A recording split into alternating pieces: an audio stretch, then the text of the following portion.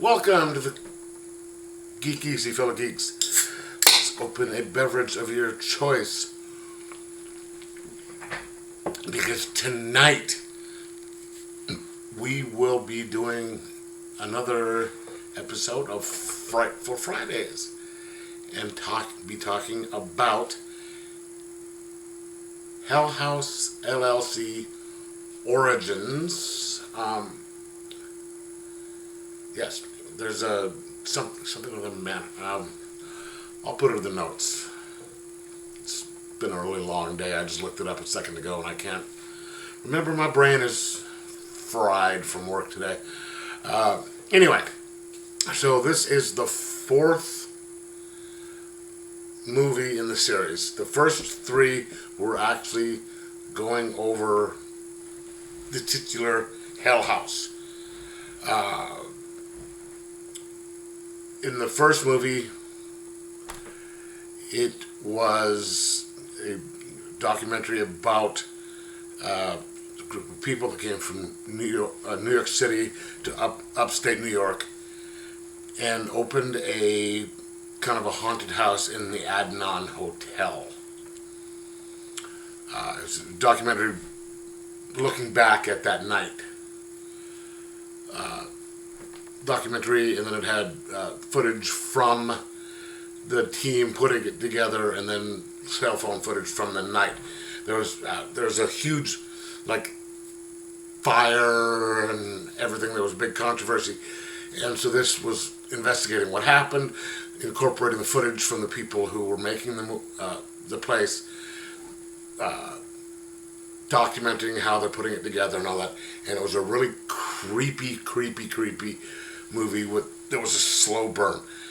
The second one was Hellhouse LLC Adnan Hotel, where they continued because it's the same concept. This one was a TV show that was looking back on the events of that happened to that documentary. The people in the documentary who disappeared. It was a TV show where the host was like, okay, we're looking back on this. Same concept, different, the documentary, talking to people, found footage. And then the third one was called Lake of Fire, where, again, it was a couple of internet sleuths who were looking into it, into the disappearance, and got drawn to it, and boom. So this one pretty much wrapped up the whole what happened. You're getting, some concept of what happened and what lay behind it. But there was also little open threads, like there was something that happened at that hotel before, because there was a family where, that ran the hotel. There was some secret evil meetings going on in the basement, which, yada, yada, yada. Okay, so this one, they switched to a new location. It's Carmichael Manor. That's what it's called. You have these two women, girlfriends. One of them is a real estate person. She's got a new job. The other one her name is Margot. The real estate developer, new real estate developer, is Rebecca. And then there's Margot, who is a online, you see these online people who investigate unsolved cases and, try and solve things. But she takes it one step further. She actually goes and stays at these places to dive into it. And the Carmichael Manor, there was a a family. It was a mother, father, a son, and two girls, right? And one of the girls died in a car accident where the older brother was driving. This supposedly happened in 1989. 89? Anyway, then, like a year later, everyone in the place, well, the mother and the other daughter were found murdered. The father and older brother, nowhere to be seen for the past 30 years. And it had snowed recently, and there's one set of tracks. And this family's mansion was on like 30 acres of land at the far edge of the town. It's one town over from where the Adnan Hotel was. And nobody knows what happens. All right. And this manor is haunted, or people saying it's haunted. And nobody has ever been granted access to the house for more than a couple days.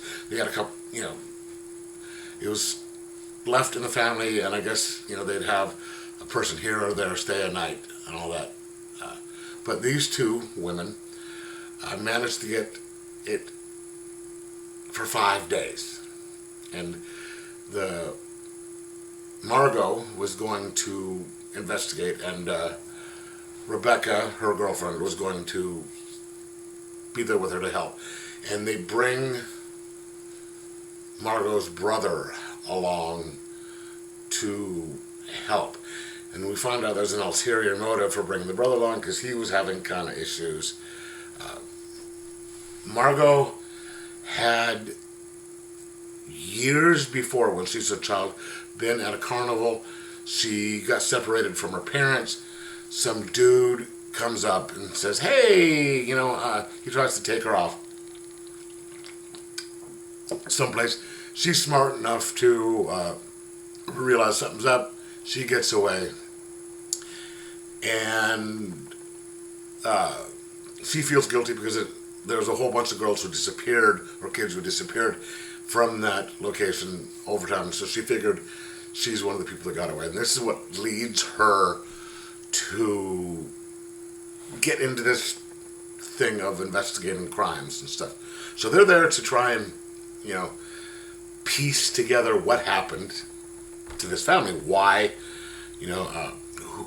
did the husband actually do it? Because they suspected the husband, because the older brother had hurt his arm in the accident, so he couldn't do anything.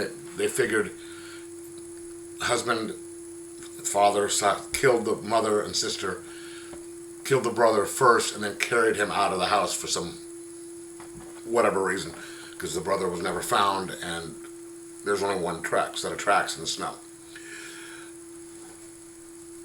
Nice setup. Now this one is, and of course they have the documentary set up, and they also found the Margot insisted on filming everything. That's a thing for this. Is the investigative team. There's always film footage, which is their signature in this. All right, and this is actually back to the first two movies. The way they did it, it's just more of a slow burn. Everything's fine and happy when they get there. Then there's just little things, people appearing in the background that the people filming don't see. Noises, the little red nose things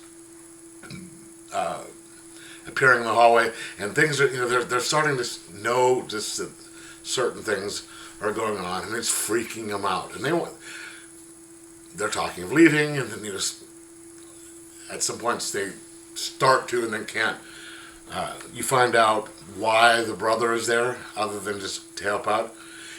And then, you still have the two people with the documentary doing the interviews going, and then, you'd think this was going to happen, but then we saw what happened in the video. You've seen how they do stuff like that in documentaries. But it's just, again, this is, you're finding out as the people in the house find out, because the two people being investigated for the documentary, they've already seen this stuff, and so they know what's going on, and it's just boom, boom. So, and it's just slowly ratcheting up, and the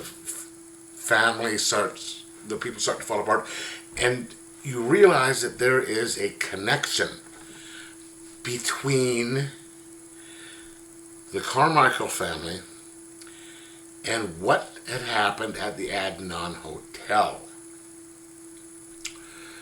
Because there was, the Adnan Hotel burned down at the end of the third movie. And there was a antique shop that got some of the stuff that survived, and then they asked them for some reason to hold the Carmichael family to hold on to it. So there's these clowns that are in every movie. They're like statues or mannequin type clowns that were in all three of them, and they're always like moving. They're just really creepy. And these are in this movie, plus a couple of other little things. And then you slowly start to see the connection between what happened at the Adnan Hotel, that these guys had a connection to the people before that started everything, the rituals down in the basement, and also, that may have had what happened be connected to what happened to the family itself. So it's building up and building up and building up, and then you have the last 25 minutes, half an hour, where it just builds to this crescendo of freakiness, and you're just on the edge of your seat. So it's just like that was in the first two. The third one, not so much. But this is a fantastic movie. There's not, it's not, a lot of, lots of, crazy guy, Michael Myers going out and killing people, which, trust me, I enjoy those movies. Those are good movies, especially for what they are. But this is more of a suspense horror, the ghost story with the little movements behind, with, the creepy things, how this happened and what's going on, these, and just building and building and building, and just people unraveling. God, I'm so glad I started this series, and then this one is kind of throwing back into it, because after three things of the first three, the third one got a little, okay, it's good, but not as good as the first two. This is dealing with, fresh stuff, and just, wow, it's back on track, and it's, the characters are really well acted, because it's mainly, for the most part, the three people in the house, and then you have the two people doing the documentary. Those, do a, pretty good job, but they aren't part of the creepiness. They're, just sort of like the ringmasters showing, guiding you into the stuff.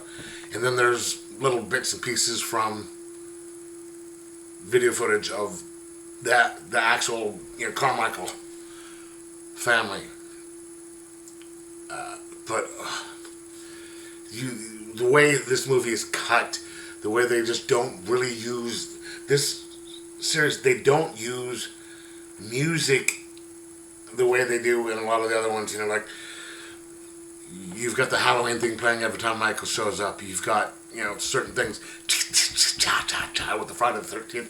This one, there's one little piece of music that was used more in the first couple movies, but this one it's just there's sound, like stuff going off in the background, or little bits and pieces of movement, or just which is a lot more effective because you don't see a lot of the stuff that's going on, or it's just in little flashes of somebody in the background but then not being there. I find that a lot more effective for this type of movie, and it's just before you know it, you're just and I have to tell you, I keep saying this because it's true. It's a great movie. I'm going to give it a 4.75 out of 5 and recommend it. Say, go watch all 4. But this one is top form. It's 4.75 out of 5. Watch it. It's very well written, very well acted. It's very well shot. It's kind of stylized in the way they do it, and there's certain things going to happen from what happens to the film and stuff. But yeah, I don't want to say too much because I don't want to ruin the suspense of the stuff. But watch. It's free on Amazon. Get it. You won't be disappointed. Anyway, let me know in the comments below what you thought of it. If you watched it, like, subscribe, and most of all, enjoy your horror.